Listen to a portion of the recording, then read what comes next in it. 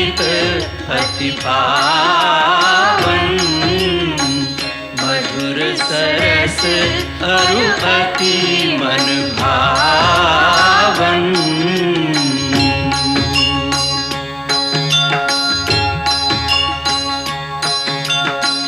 पुनि पुनि कितने हो सुने सुनाए, ये की प्यास बुझत न बुझाए।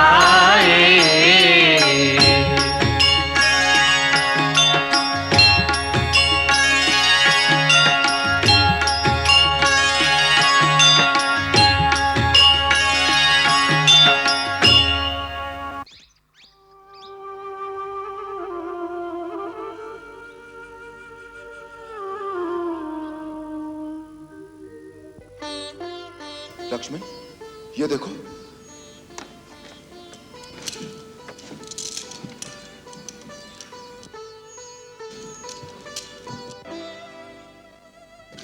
लक्ष्मण, ये देखो, ये सीता की चूड़ियां हैं। वो अवश्य ही इधर से गई है। हम ठीक मार्ग पर हैं। लगता है वो उस पापी से जूझते हुए गई है जिससे उसके आभूषण इधर उधर बिखर गए हैं। हाँ भैया, ये ठीक मार्ग है। चलो आगे चलें।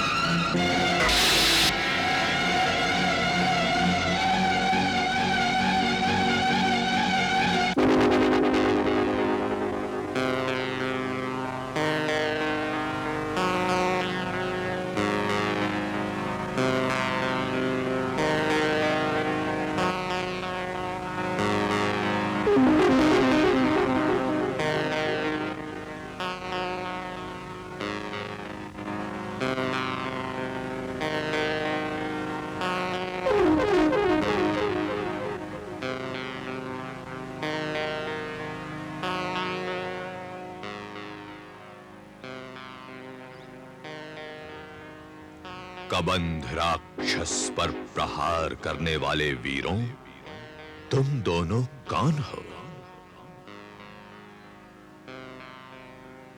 सच सच बताओ, क्योंकि संसार में केवल 2 ही वीर ऐसे हैं जो मेरी बाहें काट सकते हैं। ऐसे कौन से वीर हैं वो? श्री राम और लक्ष्मण।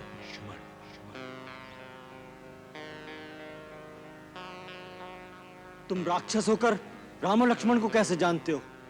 मैं वास्तव में राक्षस नहीं हूं। इस ऋषि स्थूल शिरा के श्राप से मैं राक्षस बन गया। और उन्होंने ही कहा था, जब श्री राम अपने भाई के साथ अपनी भार्या को ढूंढते हुए यहां आएंगे, तो वही तेरी विशाल भुजाएं काटकर अपने हाथों से तुम्हारे इस शरीर को अग्नि में भस्म कर देंगे। तब तुम शाप मुक्त हो जाओगे। यदि तुम वही राम हो तो सच सच बताओ। मुझे तुम्हारी पत्नी के बारे में एक महत्वपूर्ण सूचना भी तुम्हें देनी है। मैं ही राम हूं भाई। मेरी पत्नी के संबंध में महत्वपूर्ण सूचना क्या है? मुझे तो केवल इतना ही मालूम है कि रावण नाम का राक्षस मेरी पत्नी सीता का हरण करके ले गया है, परंतु वो कहां रहता है, कैसा उसका प्रभाव है, यह हम नहीं जानते। यदि तुम जानते हो तो कृपा करके उसके संबंध में हमें पूरी सूचना दो। अभी नहीं दे सकता। मेरा ये राक्षसी शरीर श्राप जनित है। ऋषि के श्राप से मेरे सुंदर शरीर के साथ मेरा दिव्य ज्ञान और विज्ञान दोनों लुप्त हो गए हैं। यदि आप मुझे गड्ढे में डालकर मेरे इस शरीर का दाह करोगे तो ही मैं अपने वास्तविक गंधर्व रूप को प्राप्त हो जाऊंगा। परंतु हम तुम्हें जीवित कैसे जला दें? हे राघव, इससे तुम्हें कोई दोष नहीं लगेगा। ब्रह्मा के वरदान के कारण मैं शस्त्र प्रहार से नहीं मारा जा सकता। उसका एक ही उपाय है कि ऋषि स्थूल शिरा के कथनानुसार अग्नि में जलाने से ही मैं इस विकराल शरीर के बंधन से मुक्त होकर अपने असली शरीर को प्राप्त करूंगा। इस समय मुझे दिव्य ज्ञान नहीं है। शाप के कारण मेरा ज्ञान और विज्ञान दोनों ही नष्ट हो गए। बड़ी अद्भुत कथा है। परंतु ये सत्य है। मैं दनु नाम का गंधर्व हूं। पूर्व काल में मैं बड़ा बली और पराक्रमी था, इतना सुंदर कि इंद्र, सूर्य और चंद्र की भांति मेरा शरीर मनोहर और तेजस्वी था। फिर भी मैं कौतुक के लिए भयानक राक्षसी रूप धारण करके ऋषि मुनियों को डराया करता था। उसमें मुझे आनंद मिलता था। एक दिन स्थूल शिरा नाम के एक तेजस्वी महर्षि वन में मिले। उनकी महत्ता जाने बिना मैंने उन्हें बहुत सताया। वो कुपित हो गए। उसी समय जल हाथ में लेकर और अग्नि को साक्षी करके उन्होंने मुझे श्राप दिया। मैं तुझे श्राप देता हूं कि ये भयानक रूप ही सदा तेरे लिए तेरा असली रूप हो जाए और तू राक्षस वृत्ति से ही जिए। मैंने उनके चरण पकड़ लिए, विनती की कि इस श्राप से मुक्त होने का उपाय बता दें।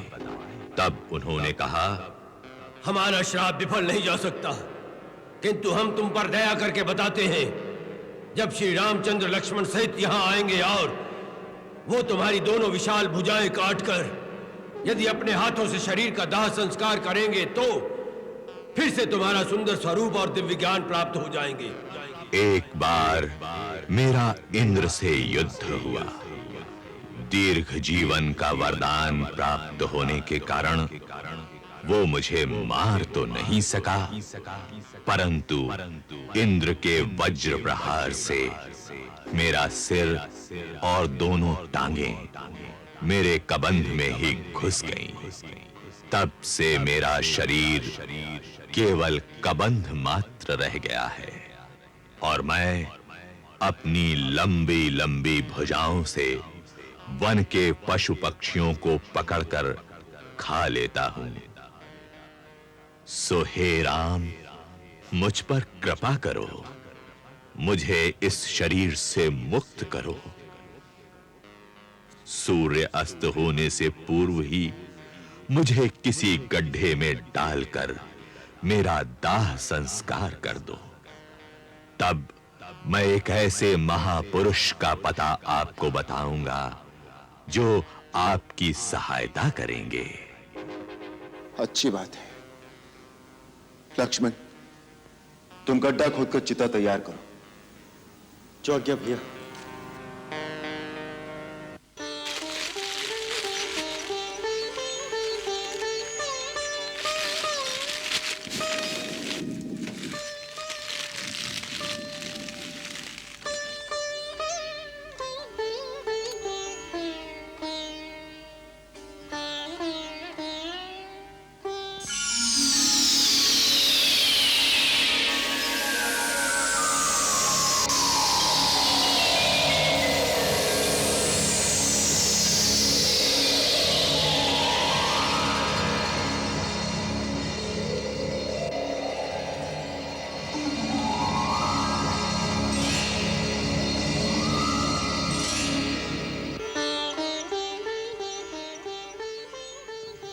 हे राघवेंद्र, आप धन्य हैं।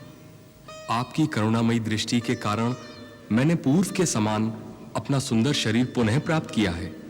अब मैं अपने दिव्य ज्ञान से जो देख सकता हूं वो सुनाता हूं। रावण देवताओं के कोषाध्यक्ष महागंधर्व कुबेर का छोटा भाई है। पुलत्स्य ब्रह्म का पौत्र और ऋषि विशर्वा का पुत्र है। ब्रह्मा से वर पाकर वह दिग्विजयी हो गया है। वो दानवों अर्थात पूर्व देवताओं का राजा है। वही आपकी भार्या को लेकर दक्षिण दिशा में गया है। जहां वो गया है वहां तक मेरी दृष्टि नहीं जा सकती, परंतु मैं जो देख रहा हूं वह बताता हूं। दक्षिण की ओर जाने पर आपको एक परमवीर वानरों के राजा सुग्रीव मिलेंगे। उनसे आपकी मित्रता होगी। वो सीता जी की खोज करने में आपकी सहायता करेंगे। सुग्रीव इस समय ऋषिमुख पर्वत पर रहते हैं। आप शीघ्र ही उनके पास जाइए और उनसे मित्रता कीजिए। मैं देख रहा हूं कि अंत में आप रावण पर विजय पाएंगे। परंतु ऋषिमुख पर्वत तक जाने का कौन सा मार्ग है? आप पश्चिम दिशा को होते हुए दक्षिण प्रदेश के कई पर्वत और नदियों को पार करके पंपा सरोवर नाम के एक सुंदर सरोवर पर पहुंचेंगे। वहां महामुनि मतंग का आश्रम है। उनके तपोबल के प्रभाव से उस आश्रम के निकट जाने से ही प्राणी में हिंसा की समस्त वृत्तियां स्वयं ही नष्ट हो जाती हैं।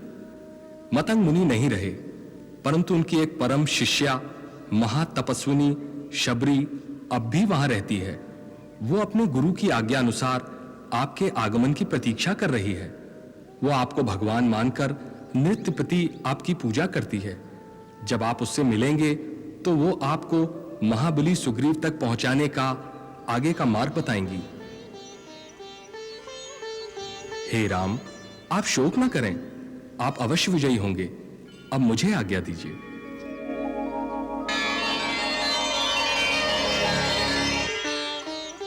महात्मा, आपको अपना अभीष्ट लोक प्राप्त हो।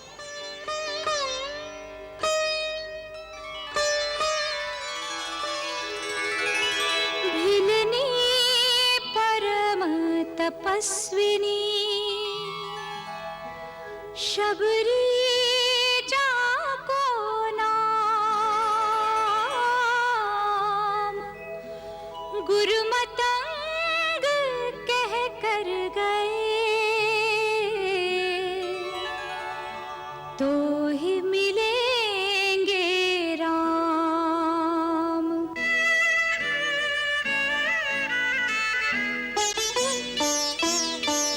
कब दर्शन देंगे, कब दर्शन देंगे राम परम हितकारी।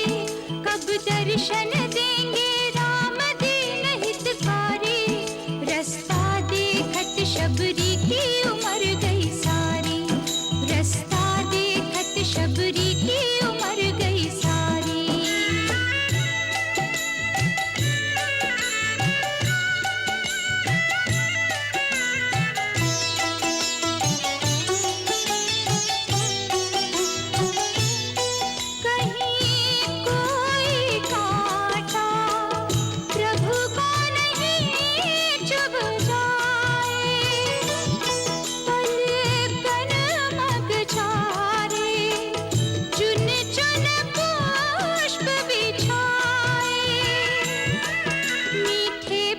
चख कर मीठे फल चख कर नित्य सजाए थारी।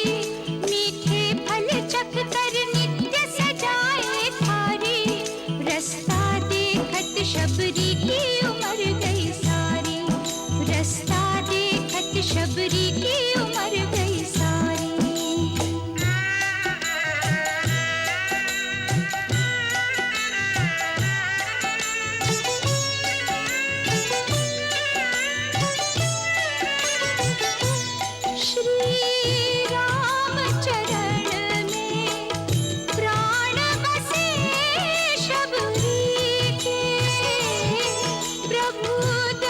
दर्शन दे तो भाग जगे शबरी के। रघुनाथ प्राण निधि, रघुनाथ प्राण निधि पर जीवन बलिहारी। रघुनाथ प्राण निधि पर जीवन बलिहारी। रास्ता देखत शबरी की उमर गई सारी। रास्ता देखत शबरी की उमर गई सारी। कब दर्शन देंगे, कब दर्शन देंगे राम परम हितकारी। कब दर्शन देंगे राम दीन हितकारी। रास्ता देखत शबरी की उमर गई सारी। रास्ता देखत शबरी की उमर गई सारी।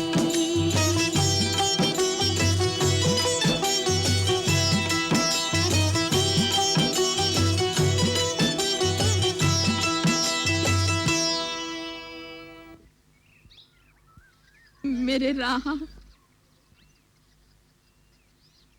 मेरे राहा, मेरे राहा। नहीं नहीं महात्मा, कृपा करके इन फूलों को न रौंदिए। ये मैंने अपने राम के लिए बिछाए हैं। अरे पगली, तू नित्य प्रति इस प्रकार मार्ग में फूल बिछाती है जैसे श्री राम आज और अभी आने वाले हैं। ऐसा करते तुझे कितने वर्ष बीत गए? तेरे राम आए भी? अब तक नहीं आए, परंतु आएंगे, अवश्य आएंगे। मेरे गुरुदेव मतंग मुनि का वचन मिथ्या नहीं हो सकता। इसीलिए मैं प्रतिदिन प्रतिपल उनके स्वागत के लिए तैयार रहती हूँ। अचानक किसी समय आ गए तो वो क्या कहेंगे? इस भीलनी को स्वागत करना भी नहीं आता। अतः आप दया करके मेरे इन फूलों से किंचित हटकर चले तो आपकी मुझ पर बड़ी कृपा होगी। इसे मत सताओ। चलो आओ, हम किसी और मार्ग से चलते हैं। आओ।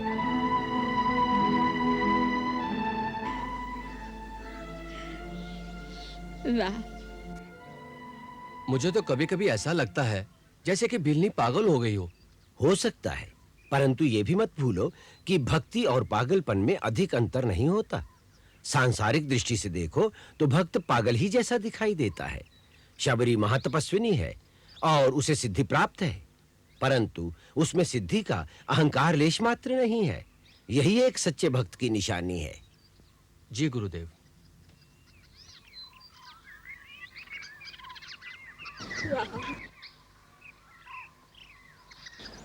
मेरे राह, मेरे राह, मेरे राह। आप फिर आ गए मेरे फूलों में।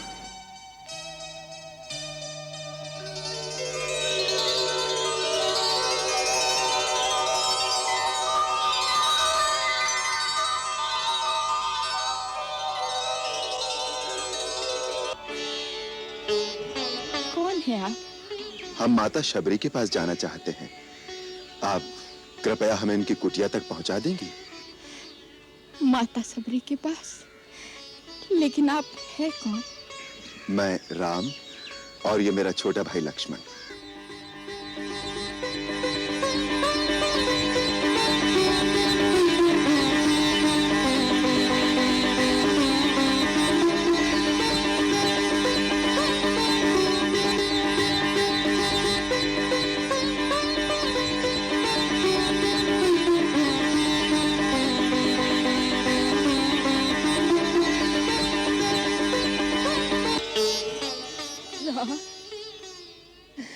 लक्ष्मण, आप आ गए प्रभु, आप आ गए शबरी की कुटिया में। मैं छठवती आपको पहचान नहीं पाई प्रभु, मुझे क्षमा कर दो प्रभु। प्रभु क्षमा कर देना प्रभु, मैं जड़मती आपको पहचान नहीं पाई। हे दयानिधि,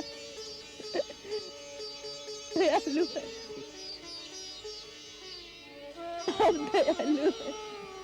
मुझे क्षमा कर देना प्रभु।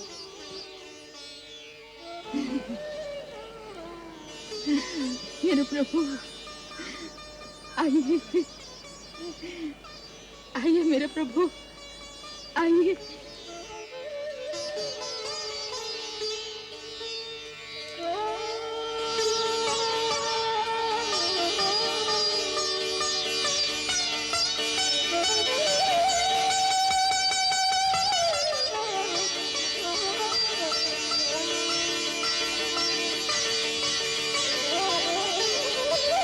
पधारिए प्रभु, पधारिए पधारिए प्रभु, आइए।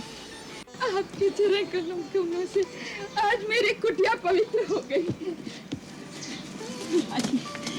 विराजिए मेरे प्रभु, विराजिए विराजिए विराजिए विराजिए मेरे राजा। मैं आपके चरण पखारती हूँ।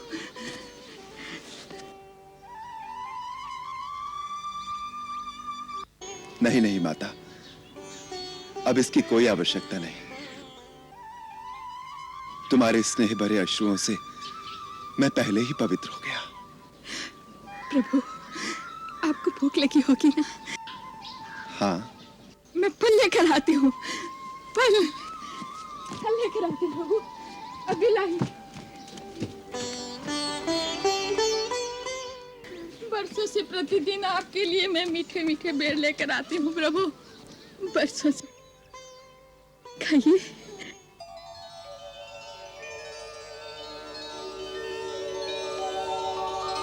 खाइए प्रभु, बहुत मीठे हैं, मैंने चक-चक कर रखे हैं।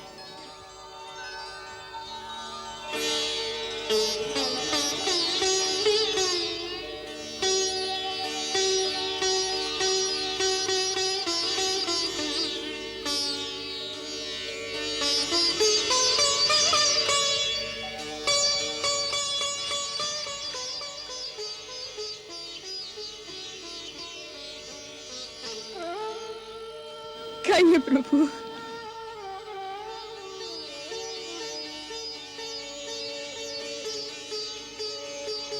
लक्ष्मण, खाओ।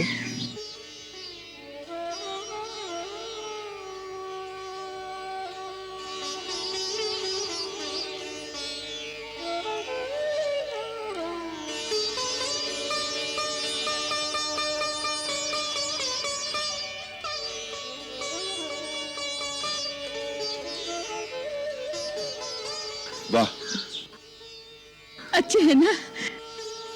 मीठे हैं। इनकी प्रशंसा के लिए शब्द नहीं है मेरे पास। इतने वर्षों बाद ऐसा लगा जैसे माता कौशल्या अपने हाथ से खिला रही हो। लक्ष्मण, ऐसे मीठे फल तो भगवान को वैकुंठ लोक में भी नहीं मिल सकते। ये सब मेरे परम गुरु महामुनि मतंग की शक्ति का प्रभाव है। उनके तपोबल के प्रभाव से इस मतंग मन में फूल कभी नहीं मुरझाते, फल सदैव ताजे रहते हैं। इस आश्रम के चारों ओर समस्त प्राणी अपनी हिंसा वृत्ति छोड़ देते हैं। परम गुरु जहां बैठते थे, उनके चरणों में वन के सिंह और आश्रम की गाय बकरियां एक साथ पानी पीती थी। उनको परलोक सिधारे वर्षों बीत गए, परंतु जिस वेदी पर बैठकर वो यज्ञ किया करते थे, उसमें अभी तक एक तेज, एक प्रकाश की आभा झलकती रहती है। कितना पवित्र होगा वो स्थान, और कितनी भाग्यशाली हैं आप जो ऐसे परम गुरु की सेवा करने का पुण्य प्राप्त हुआ। उसी सेवा का पुण्य फल है जो आपके दर्शन हुए हैं। हे राम, साक्षात भगवान का दर्शन करके मेरे कई जन्मों के पुण्य फलीभूत हो गए हैं। जब आपके चित्रकूट पहुंचने का समाचार मिला, उन्हीं दिनों गुरुदेव आश्रम के समस्त मुनियों को लेकर दिव्य विमानों में बैठकर अपने धाम को चले गए।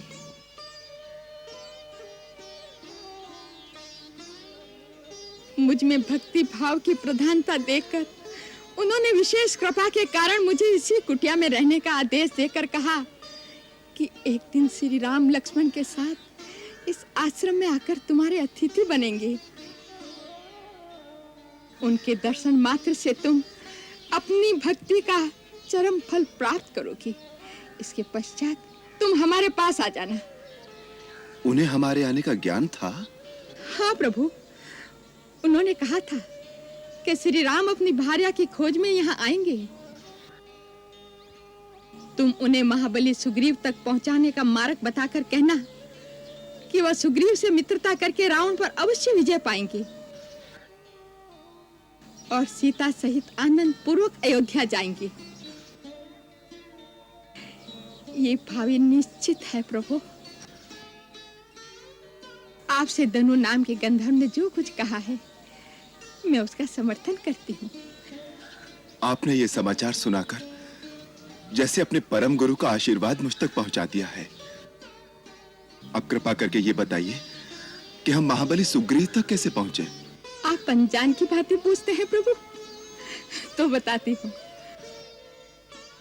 यहाँ से आगे जाने पर आपको पंपासुर नाम का एक सुंदर सरोवर मिलेगा।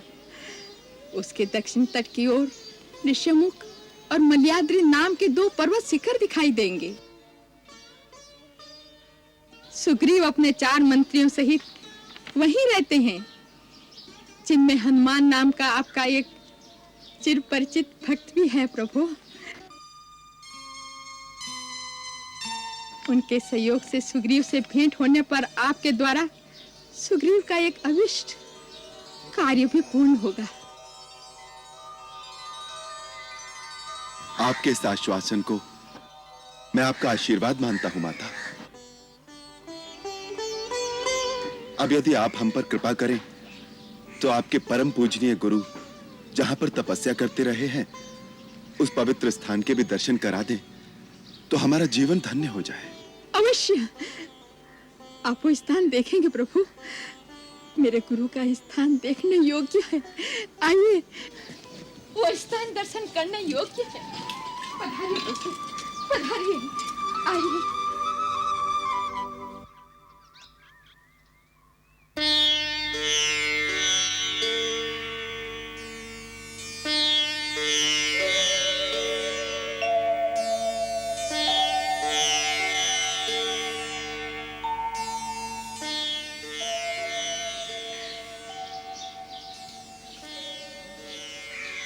देखो लक्ष्मण, जब एक मनुष्य स्वार्थ की सीमा को लांघकर परमार्थ की भूमि में तपस्या करता है तो उसकी शक्ति में कितना तेज होता है। इन ऋषि ने हिंसा के प्रदेश में जो अहिंसा और धर्म की ज्योति जलाई थी उसका प्रकाश इतने वर्षों में भी क्षीण नहीं हुआ। महामुनि, आप जहां भी हो हमें आशीर्वाद दीजिए कि हम कर्तव्य और परमार्थ के पथ पर दृढ़ विश्वास के साथ आगे बढ़ें। माता, ऐसा लगता है जैसे आपने हमें अपने गुरु के साक्षात दर्शन करा दिए हैं। आपका धन्यवाद शब्दों में नहीं हो सकता। अब हमें जाने की आज्ञा दीजिए। आज्ञा तो उससे पहले आपको मुझे देनी होगी राघवेंद्र, और उससे भी पहले अपनी भक्ति और उसका ज्ञान मुझे देना होगा।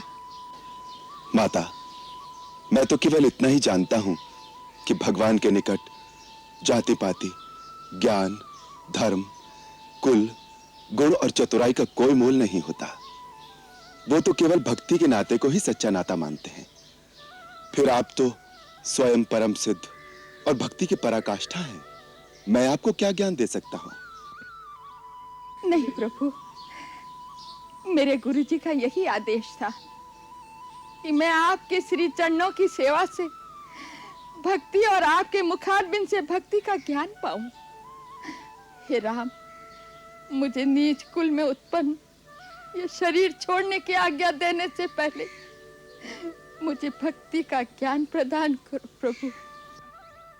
माता, मैंने गुरुजनों से जो नवदा भक्ति की महिमा सुनी है वही अपने हृदय से कहता हूं। आप भी हृदय से ही धारण कीजिए।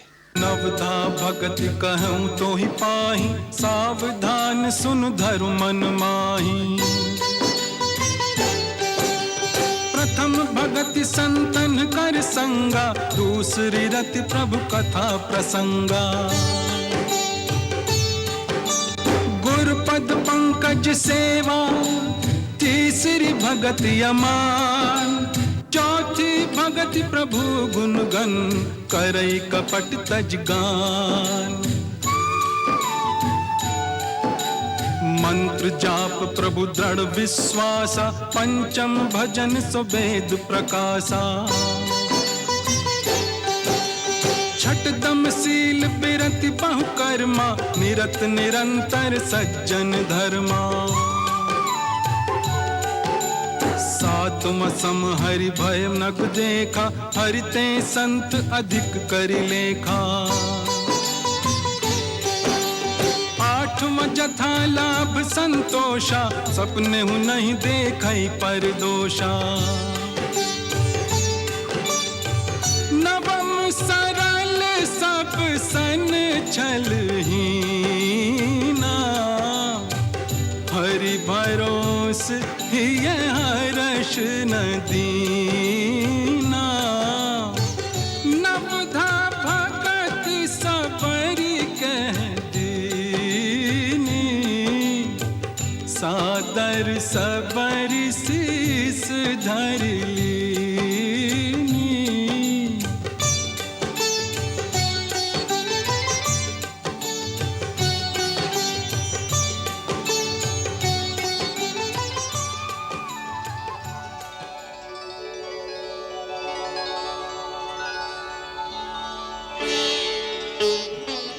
दयाल, आपने दीन जानकर जो इस सेविका पर कृपा की है वह सदा बनाए रखना। ऐसी दया करना कि मेरा चित्त इन श्री चरणों से कभी विमुख न हो। अब मुझे अपने गुरुदेव के पास जाने की आज्ञा दीजिए प्रभु।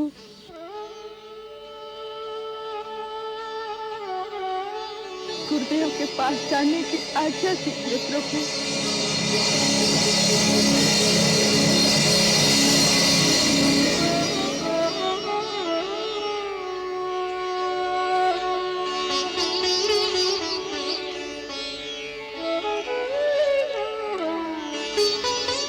माता, आपका मार्ग भक्ति की ज्योति से प्रकाशमान हो।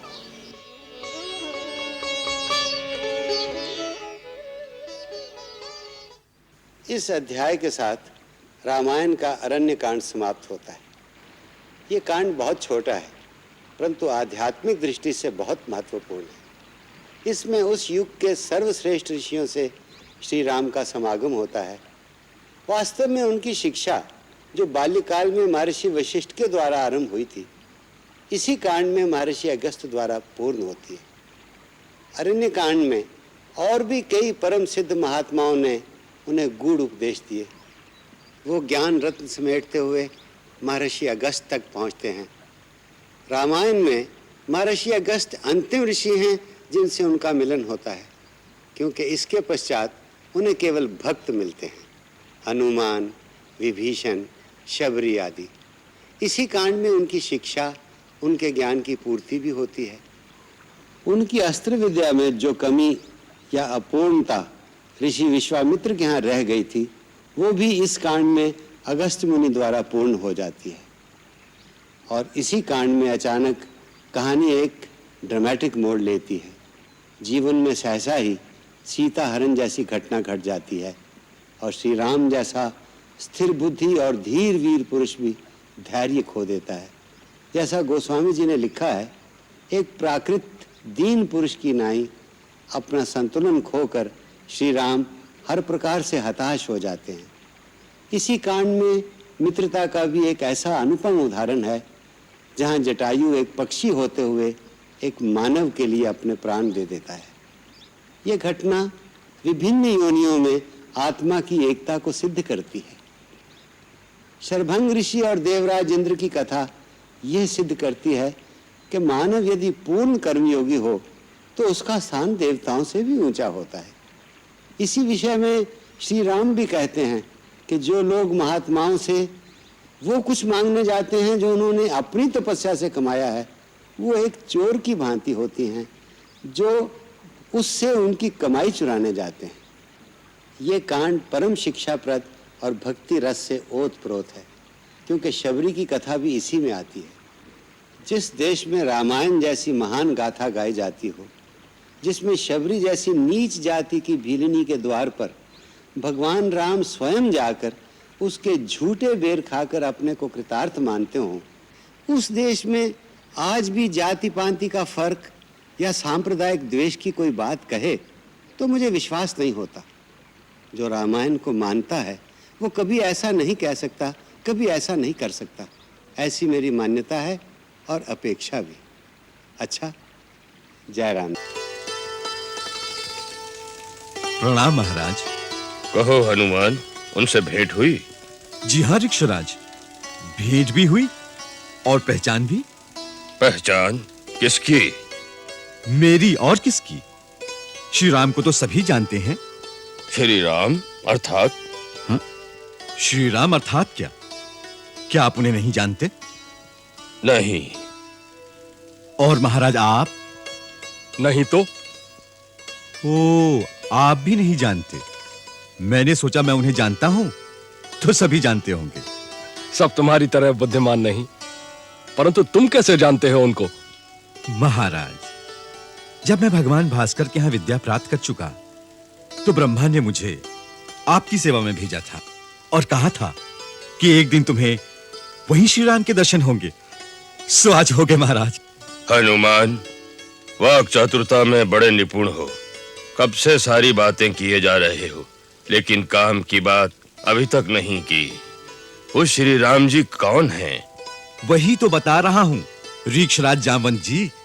श्री राम लक्ष्मण दोनों भाई अयोध्या के स्वर्गीय महाराज दशरथ जी के पुत्र हैं। वो पिता की आज्ञा से वन में रहने आए हैं। वहां से राक्षसों का राजा रावण उनकी भार्या माता सीता को उठाकर ले गया है। उन्हें माता शबरी ने आपका पता दिया है। इस समय वो आपसे सहायता मांगने आए हैं, जिससे आप अपने वानरों की सहायता से उनकी खोज कर सकें। मैं उन्हें अपने साथ ही ले आया हूं। वानरराज, ये बड़ा अनमोल अवसर है। आगे बढ़कर उनका स्वागत कीजिए, उनकी ओर मित्रता का हाथ बढ़ाइए और समझ लीजिए कि आपके विपत्ति के समय का अंत हो गया। वो सहज कृपालु हैं, उदार हैं, राजकुल के हैं, थोड़े किए को बहुत मानते हैं। वे यदि आप पर कृपालु हो गए तो आपका खोया राज इसी क्षण आपको दिला सकते हैं। आगे बढ़िए महाराज सुग्रीव और अपने सौभाग्य का स्वागत कीजिए। हनुमंत, तुमने तो मेरे हृदय में जैसे आशा के कई दीपक एक साथ जला दिए। आओ चलें।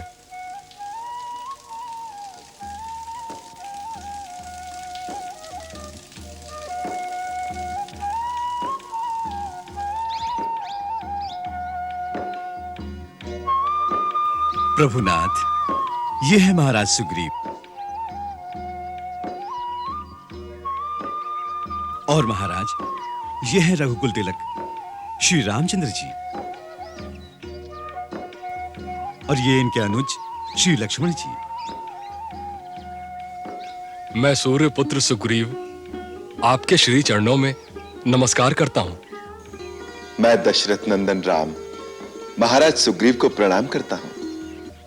आपने एक सिंहासन विहीन को महाराज कहकर संबोधित किया, यह आपके हृदय की विशालता का सूचक है। हृदय की विशालता नहीं, यह हमारे हृदय की अभिलाषा का सूचक है। हम आपको सदा महाराज स्वरूप ही देखेंगे। हम आपके सद्भावना वचनों से कृतार्थ हुए।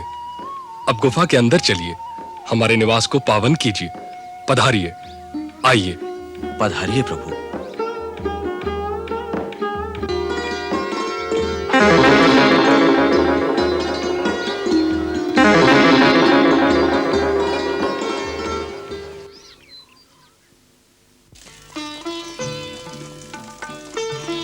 पधारिए, विराजिए।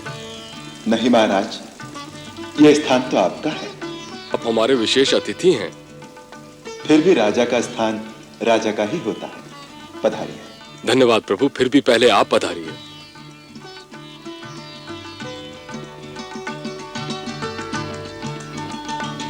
हे राघव, ये मेरे मंत्री ऋक्षराज जामवंत,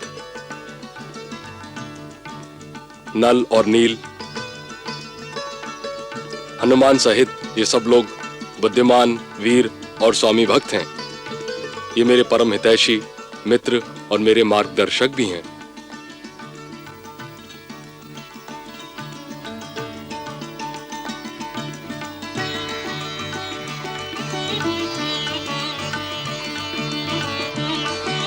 आप बड़े भाग्यशाली हैं, क्योंकि ऐसे मंत्रियों और सहयोगियों का मिलना जो राजा के हितैषी हों, निस्वार्थ हों और जिनमें राजा को उचित मार्ग दिखाने का भी साहस हो, बड़ा दुर्लभ है।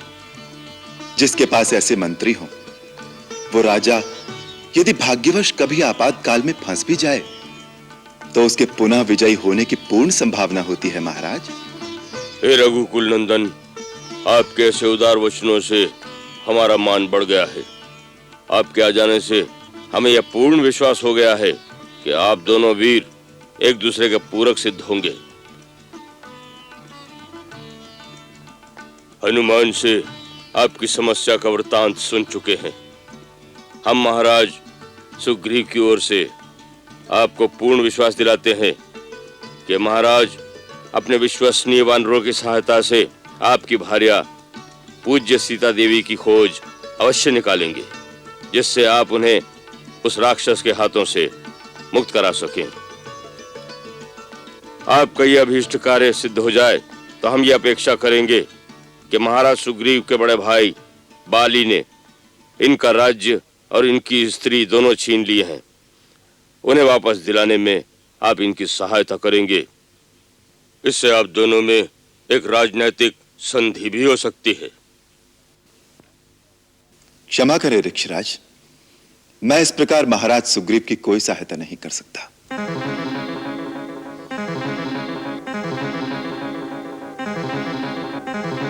ऐसा तो कोई क्षुद्र व्यापारी ही कर सकता है कि पहले आप मेरी सहायता करें, फिर मैं आपकी सहायता करूं।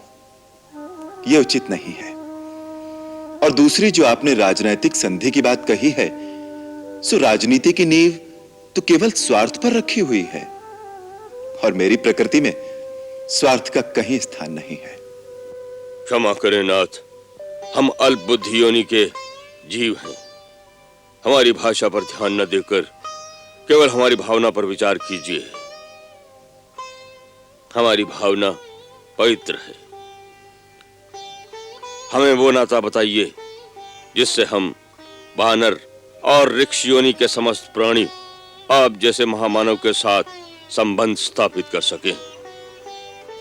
वो एक ही नाता है ऋक्षराज, जो योनियों, जातियों, लोकों, धर्मों और समस्त ऊंच नीच को लांघकर एक प्राणी का दूसरे प्राणी से अटूट संबंध स्थापित कर सकता है।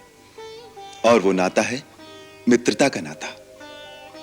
महाराज, मैं आपसे वो नाता जोड़ना चाहता हूं जिसमें कोई शर्त नहीं होगी, कोई लेन देन नहीं होगा, कोई गिनती नहीं होगी, जो स्वार्थ की सीमा से परे होगा और जिसमें केवल एक ही वस्तु का आदान प्रदान होगा, जो है प्रेम। संधि तो केवल एक राजा की दूसरे राजा के साथ ही हो सकती है, परंतु मित्रता तो एक राजा की एक रंग के साथ भी हो सकती है। इसलिए हे सुग्रीव, मैं तुमसे मित्रता का प्रस्ताव रखता हूं।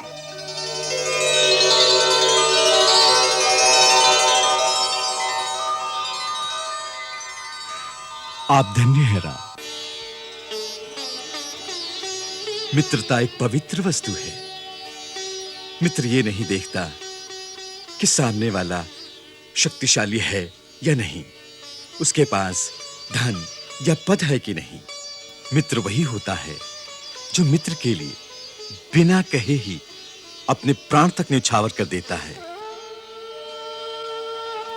महाराज सुग्रीव, आज आपको आपकी चिंता का सागर पार करने के लिए राम की मित्रता रूपी नौका मिल गई है।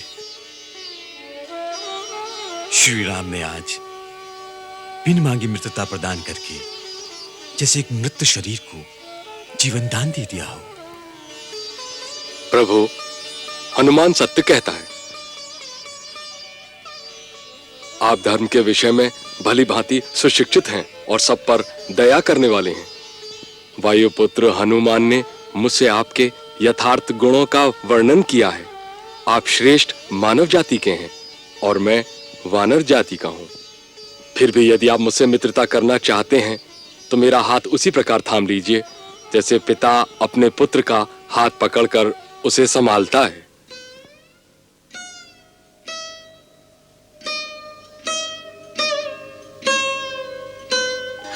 मेरा हाथ अपने हाथ में लीजिए ना स्वामी।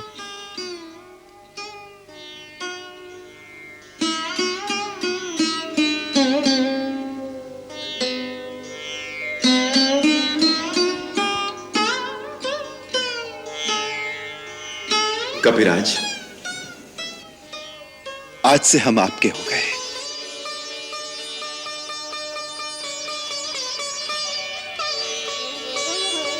हे प्रभु,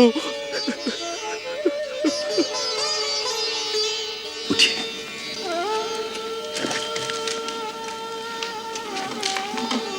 कपिराज, आप तो हमारे मित्र हैं। मेरे जैसे हारे हुए, अपने पद से वंचित और दुखी वानर को आपने अपनी मित्रता प्रदान की। राम, आपका हृदय सागर से भी विशाल है। सच्चा मित्र वही है जो अपने हारे हुए मित्र को फिर से विजयी बनाने के लिए अपनी प्रिय से प्रिय वस्तु का बलिदान कर दे। हे सुग्रीव, हम रघुवंशियों को अपना धर्म, अपना गौरव प्राणों से भी प्रिय है, परंतु अपने मित्र का संताप हरने और उसे विजयी बनाने के लिए यदि आवश्यकता पड़ी तो मैं उनका भी बलिदान कर दूंगा। मित्रता निभाने के लिए यदि पाप कर्म करके मुझे नरक भी भोगना पड़े तो मुझे स्वीकार है। यही मित्रता का आदर्श है और यही मेरी शपथ है।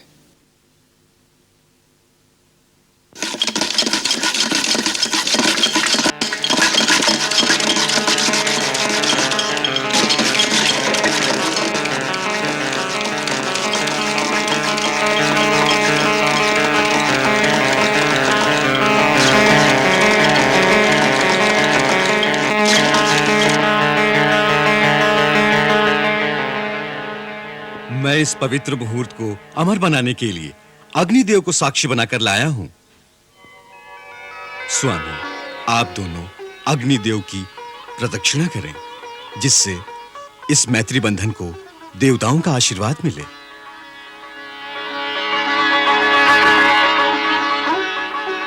कीजिए प्रभु।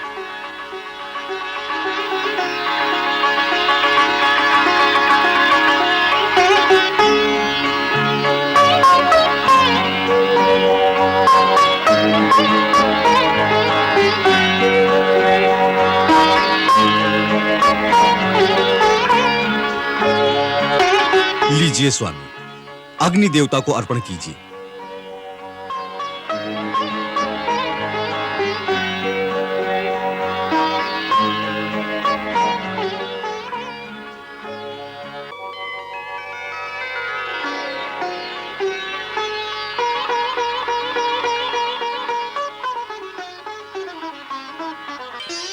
आज से हम दोनों का दुख और सुख एक है।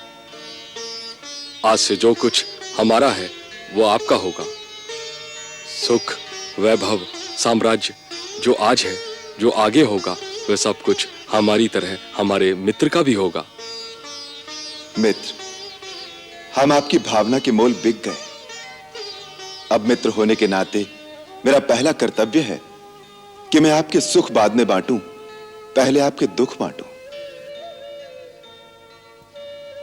मैं अग्निदेव के सामने आपको वचन देता हूं कि आपकी पत्नी का अपहरण करने वाले बाली का निश्चय ही वध करूंगा और आपको आपका खोया हुआ राज और आपकी पत्नी वापस दिलाऊंगा। मेरे तुणीर में ये तेजस्वी बाण अमोघ हैं। इनका वार कभी खाली नहीं जाता। ये रोष में भरे हुए सर्प के समान छूटते हैं और इंद्र के वज्र की भांति भयंकर चोट करते हैं। हे मित्र, हम भले ही तपस्वी वेश में हों, परंतु हमारे पास क्षत्रिय वृत्ति से उत्पन्न उत्साह और गुरुओं की दी हुई अस्त्र विद्या है। हम उसी उत्साह और अस्त्रबल के भरोसे आपको विश्वास दिलाते हैं कि अब शीघ्र ही उस दुराचारी वाली को मेरे ये बाण अवश्य मार गिराएंगे।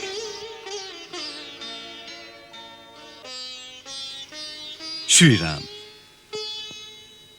अपना दुख भूलकर जिसे मित्र का दुख याद रहता है, उसकी महानता मानो तो क्या, स्वयं शेषनाग भी अपने सहस्त्रों मुखों द्वारा बखान नहीं कर सकते। देवी सीता की खोज करने के लिए आप हमारी सहायता मांगने आए थे, परंतु इससे पहले कि हम आपकी कोई सहायता करें, आपने महाराज सुग्रीव की सहायता की भीषण प्रतिज्ञा पहले ही कर ली।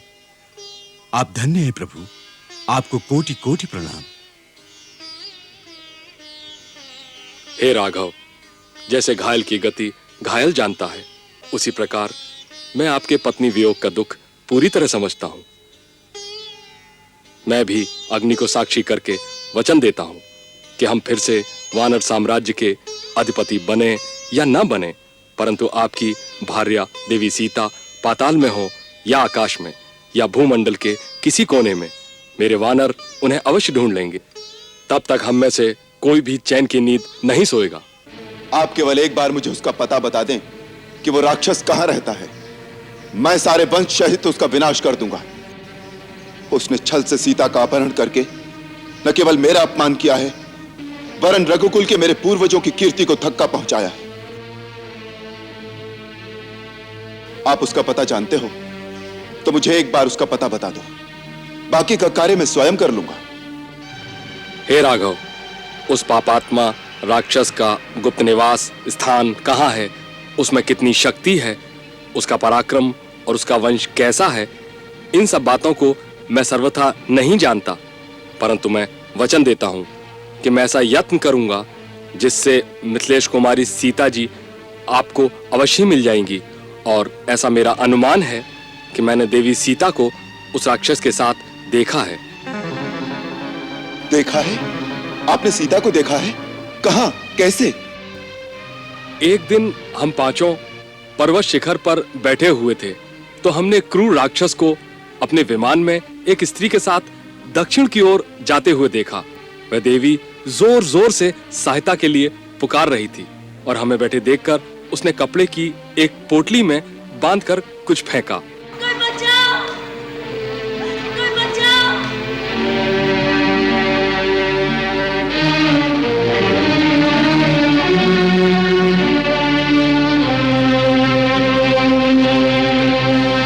हे वन के वासियों, यदि मेरे पति मुझे ढूंढते यहाँ आए तो उन्हें यह आभूषण दिखा देना और कह देना मुझे रावण उठा कर ले गया है।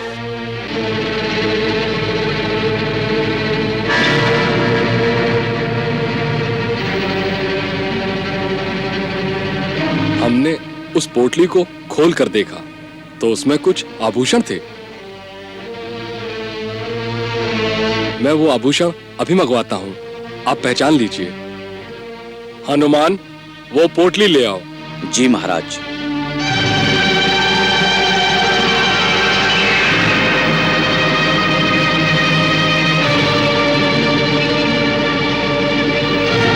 ये देखिए।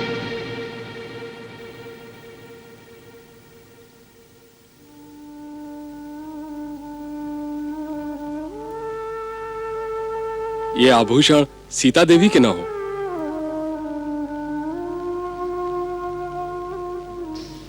हाँ मित्र, ये सीता के ही आभूषण है। उसने अपनी साड़ी से इतना पल्लू फाड़कर उसमें आभूषण बांधकर फेंके हैं जिससे मुझे उसके मार्ग का पता लगे। लक्ष्मण, देखो ये सीता के बाजूबंद, ये उसके कर्णफूल। भैया भैया, ये सीता के ही है ना? भैया, न हम जानामी केयुरे, न हम जानामी कुंडले, न बुरे तो भी जानामी नित्य पादाभी वंदनाथ। भैया, मैंने तो भाभी के मुख पर कभी दृष्टि डाली ही नहीं, इसलिए उनके कुंडलों और बाजूबंद को मैं नहीं पहचानता।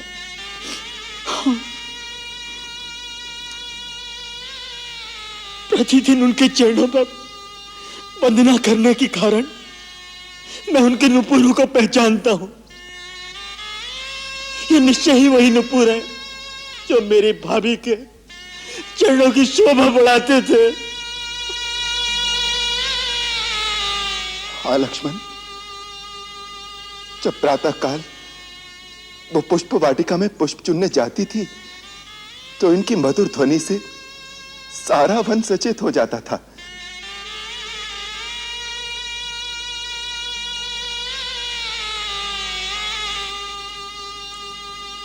इसी आंचल से उसने कई बार मेरे चरण पोंछे हैं।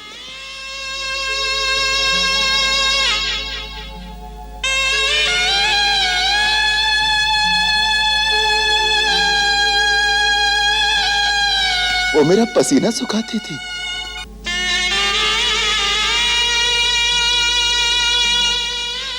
कभी कभी उससे पंखा करती थी।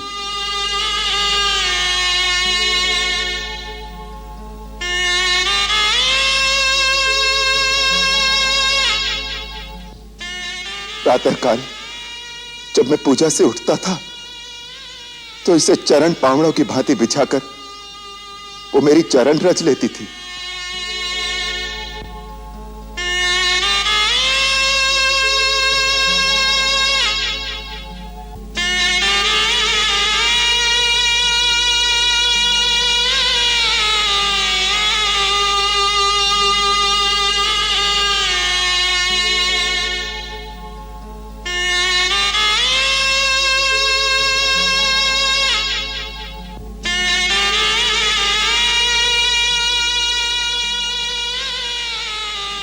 लक्ष्मण, और आज इसी आंचल को उसने अपना दूत बनाकर अपने दुख की कथा सुनाने के लिए मेरे पास भेजा है। सीते, सीते, मुझे तुम्हारा संदेश मिल गया है। मैं तुम्हें मुक्त करने अवश्य आऊंगा। तू जहां कहीं भी हो, चिंता न करना।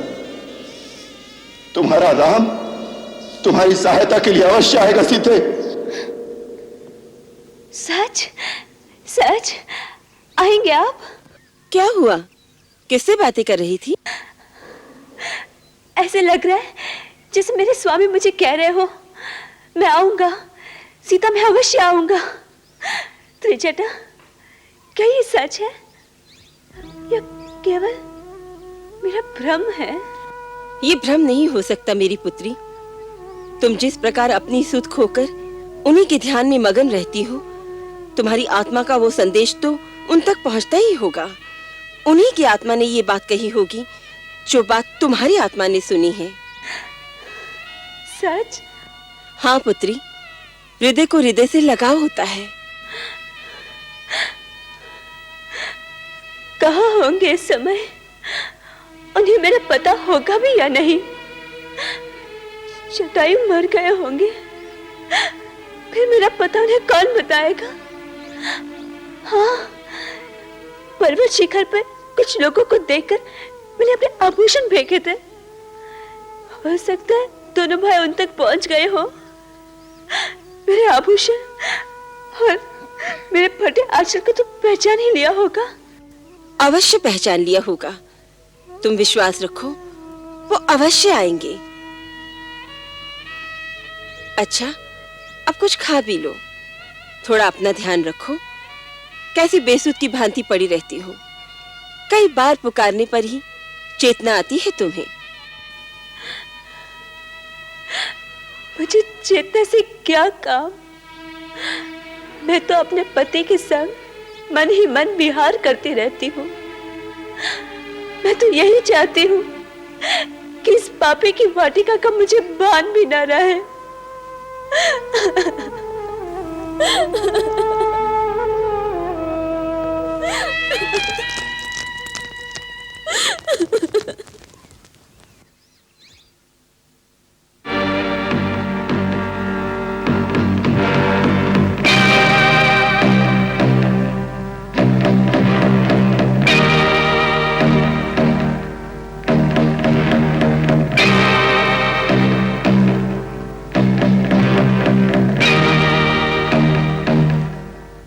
महारानी तारा इस समय कहाँ हैं? अपने कक्ष में। उन्हें कहो हम आए हैं।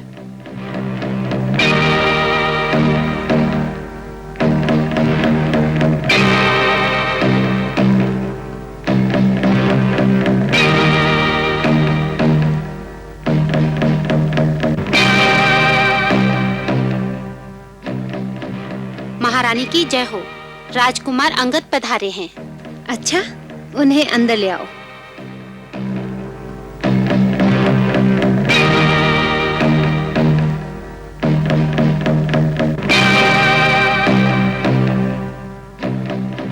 महारानी ने आपको अंदर बुलाया है।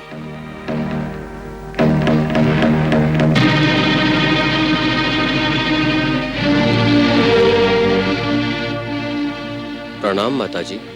चिरंजीवी हो। मृग्या से इतनी जल्दी वापस लौट आए? मैं मृग्या के लिए गया ही नहीं, रास्ते से ही लौट आया। क्यों? ऋषिमुख पर्वत पर एक अद्भुत दृश्य देखकर आपको उसका वृतांत सुनाने चला आया। ऐसा कौन सा अद्भुत दृश्य था? माँ, मैं ऋषिमुख पर्वत पार कर रहा था तो देखा कि हनुमान आकाश मार्ग से आ रहा है। इसमें कौन सी नई बात है? नई बात यह है माता कि उसके कंधे पर दो सुंदर युवक धनुष बाण लिए बैठे थे। फिर हनुमान उन्हें बाहर छोड़कर गुफा से सुग्रीव काका को बुलाकर लाए। फिर काका ने उन्हें बड़े आदर से प्रणाम किया, जैसे वो कोई बहुत बड़े व्यक्ति हो।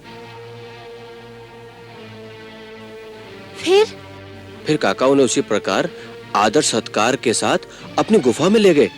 मैंने सोचा कि मैं आपको सूचना दे दूं, जिससे आप पिताजी को बता दें। ये बहुत अच्छा किया। ये सोचने योग्य बात है कि ऐसे कौन से बड़े आदमियों के साथ सुग्रीव गठबंधन कर रहा है और क्यों?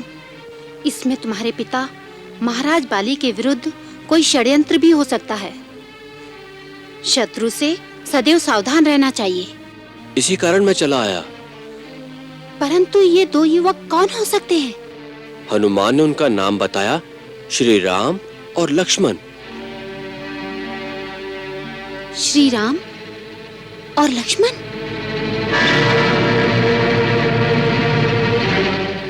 श्री राम और लक्ष्मण होंगे। महारानी तारा, इन दो नामों में ऐसी कौन सी बात है जो आप डरी डरी सी दिखाई दे रही हैं? स्वामी, वो दोनों अयोध्या के राजकुमार हैं। होने दो राजकुमार, हमारा क्या बिगाड़ लेंगे बेचारे। नाथ, अयोध्या का सूर्यवंशी राजकुल अपनी वीरता के लिए बहुत प्रख्यात है। तो बाली भी अपनी वीरता के लिए तीनों लोकों में प्रख्यात है। नाथ, शत्रु को कभी निर्बल नहीं समझना चाहिए। हनुमान उन्हें लेकर आया है। सुग्रीव अवश्य उनके साथ कोई षड्यंत्र रच रहा होगा। राजनीति कहती है। देखो तारा, राजनीति हमें ना सिखाओ। ये राजनीति शक्तिहीनों का सहारा है। समुद्र मंथन के समय सागर से जब तुम्हारा प्रादुर्भाव हुआ, उस समय आप हमें इतनी अच्छी लगी कि हमने आपको ग्रहण कर लिया और कोई कुछ नहीं बोला। राजनीति सोचते तो हम आपसे वंचित रह जाते। एक शक्तिशाली वीर की यही राजनीति है। अभी नीति वीति हमें न सिखाओ। हम किसी राजकुमार से डरते नहीं। परंतु सुग्रीव वो तो एक कायर पुरुष है। उस पर हमें क्रोध नहीं, दया आती है। वो हमारा छोटा भाई है, इसी बात पर हमें लज्जा आती है। हमारे साथ युद्ध में वो हमें मार देता या स्वयं मर जाता तो हम उसका कितना सम्मान करते, लेकिन वो एक कायर की भांति दम दबाकर भाग गया। ऐसे कायर से युद्ध करना भी हम अपना अपमान समझते हैं। परंतु स्वामी। छोड़ो तारा, ऐसे सुहाने समय में ऐसी बोधी बातों में समय न गवाओ। इस समय हम संगीत सुनेंगे। जी स्वामी। राजनर्तकी से कहो महाराज याद कर रहे हैं।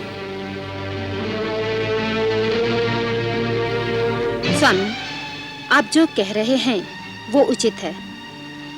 फिर भी अपने गुप्तचर को भेजकर हमें ये पता कराना चाहिए कि उन दोनों के साथ सुग्रीव की क्या बातचीत हो रही है, और यदि आपके विरुद्ध कोई संधि हो रही हो तो उसे अभी रोक देना चाहिए। देखो तारा, यदि वो दोनों सुग्रीव के साथ कोई संधि करेंगे तो उसके दो ही अर्थ हैं, या स्वयं उन्हें किसी सहायता की आवश्यकता है या वो मूर्ख हैं। मूर्ख? हाँ, मूर्ख। क्योंकि कोई भी बुद्धिमान राजा या राजकुमार किसी ऐसे राजा से संधि नहीं करेगा जो अपने राज्य से ही निकाला गया हो, जिसके पास शक्ति नहीं, अपना सिंहासन नहीं। उसके साथ संधि करना उसके विरुद्ध है। किसके विरुद्ध स्वामी? उसी के विरुद्ध जिसे तुम राजनीति कहती हो।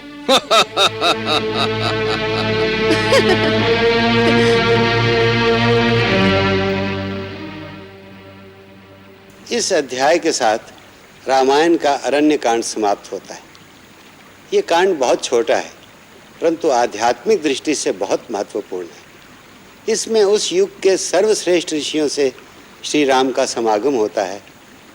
ये कांड परम शिक्षाप्रद और भक्ति रस से ओतप्रोत है, क्योंकि शबरी की कथा भी इसी में आती है।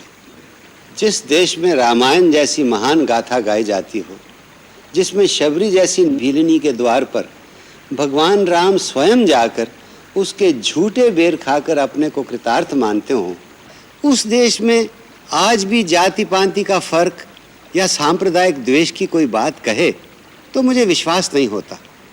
जो रामायण को मानता है वो कभी ऐसा नहीं कह सकता, कभी ऐसा नहीं कर सकता।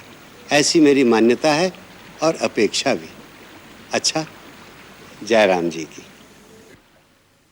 मंगल भवन अमंगल हारी, प्रभु सुदशरथ अजिर बिहारी।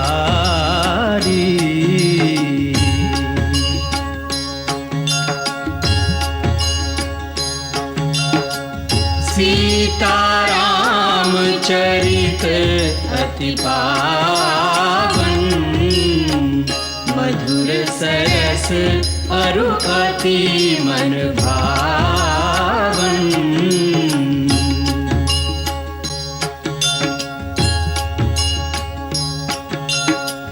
पुनि पुनि कितने हो सुने सुनाए, की प्यास बुझत न बुझा।